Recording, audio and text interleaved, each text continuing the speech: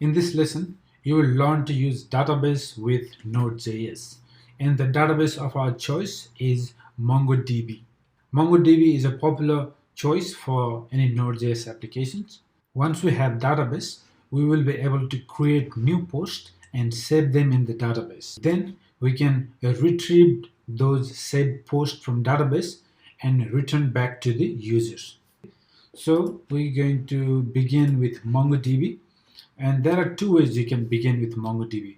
The first way, you can download MongoDB based on your operating system, whether Windows or Mac, and then you can use another client like Robo3T, which will give you the visual representation of the database. Okay, or we can use this online service called mlab. If you are completely new to MongoDB, then I recommend using mlab. It's nice and easy. But if you have some experience and you have MongoDB installed in your local computer already, then obviously feel free to use that. Okay, so let's begin with mlab. So go ahead and sign up if you haven't done so.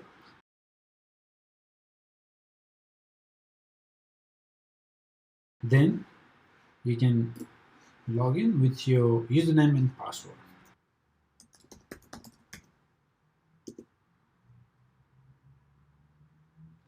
Okay, so as you can see here, I already have two deployments. Okay, so what you need to do is you need to create a new one, and don't click on the environment. Okay, there's one button for environment, create new. Don't worry about this one, just go here on the MongoDB deployment and create a new one. Okay, and choose a cloud provider. We can choose Amazon, that's fine, and choose the sandbox, which is free to use up to 0.5 GB. Okay, let's click here. Okay, and then click continue here, and it doesn't really matter, choose the one nearest to you. Let's choose US. Okay, let's continue, and the database name. So what you can do is you can use Node API, just give any name you like. Okay, and submit order. Okay, just click here. So it has been created. This is the new one. Okay, now let's click here, and this is the URL we will be using. Okay, so you need to put your username here, the one you used to sign in, and the password. Okay, so we'll copy this URL and go back to our project, and here, instead of writing everything here in our app file, what we're going to do is we're going to use a .env file. Okay, so go ahead and create a new file, .env,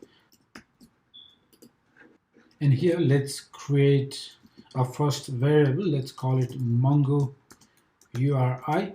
Okay, not URL, URI equals to the URL that we copied from mlab. Okay, it's pasted here. So here, database user and database password we need to replace with our actual username and password. So my username is Kalrat and password I'm going to share with all of you. All right, password Dhungel 8, just my name.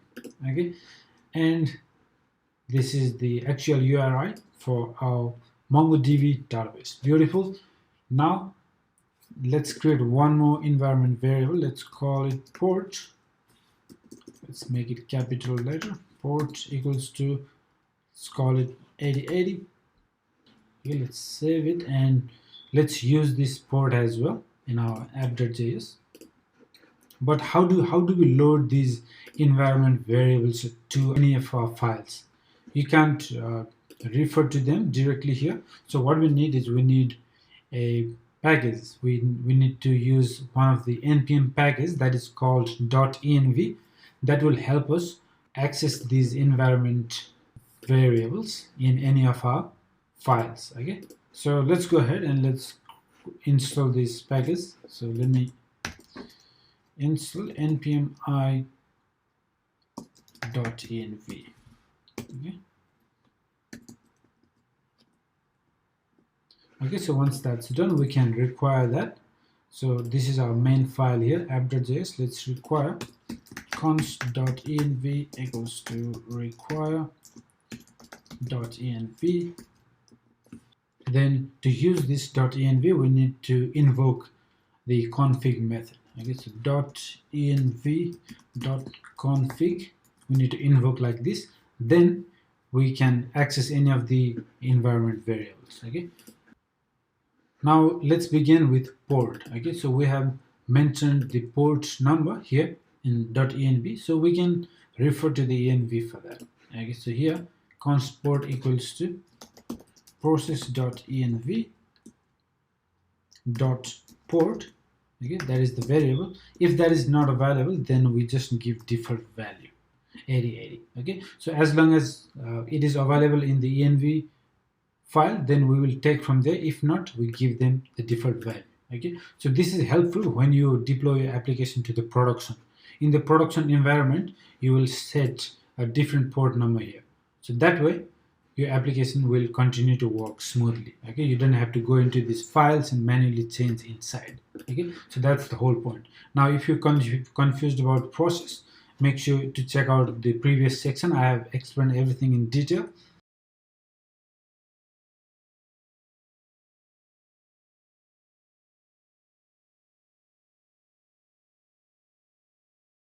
Let me finish connecting to the database as well. So to work with database, there is a package called Mongodb, which is extremely popular.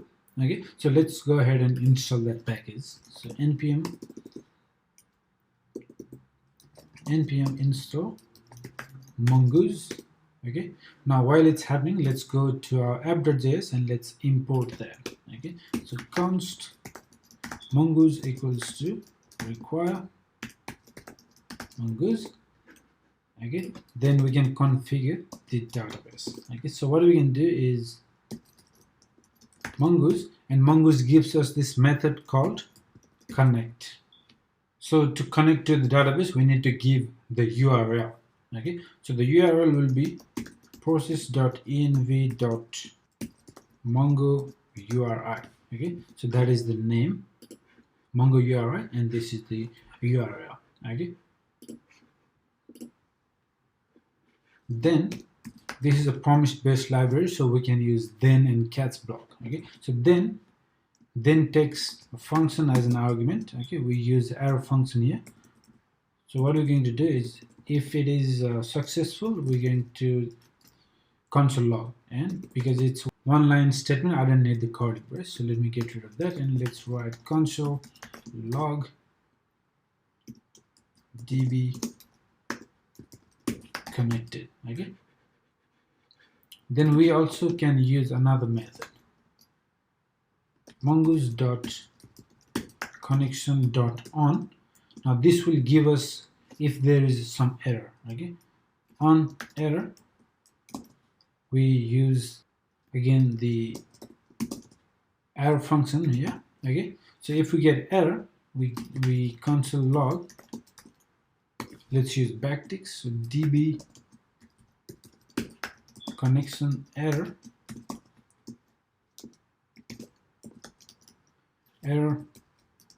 message. Okay, so this way we connect to the database. If there is an error, then we would like to know about that as well, right? So with this, if we go to our terminal, okay, it is running, and you can see the database connected, database connection error, authentication failed. Okay, something happened there. Let me stop and restart. Npm run dev. So we are getting this authentication failed error. That's because here in mlab, previously we took this URL to connect to the database, but we didn't create a user for this database. Okay, so what we need to do is we need to actually create a user particularly for the given database. Okay, so let's click on the user here, click here, and then on your right side you have this add database user. Let's click on that, and here you create a new user specific for this database. So database username, I'm going to use the same, the one I did earlier. Database password, let's use the one I did. Okay, I'm going to keep it same. Maybe I'll change later. Okay, Okay, so that seems fine. Okay, let me refresh this page one more time. Okay, so we've got this database URL, we've got the database user as well. Perfect. Okay, so now I took the same name and same password for the database user. Okay, so if you did something different, you need to update your env file, otherwise you should be fine.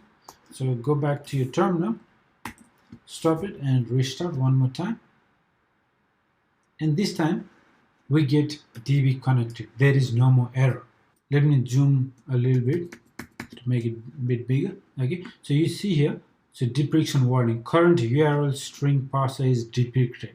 To get rid of this deprecation warning, you can see here that they say use the new parser with this option, use new URL parser to true. So copy this and then go back to app.js, and to connect method, not only that we give the URI, we also pass this option. Okay, so this will say that use new URL parser to true.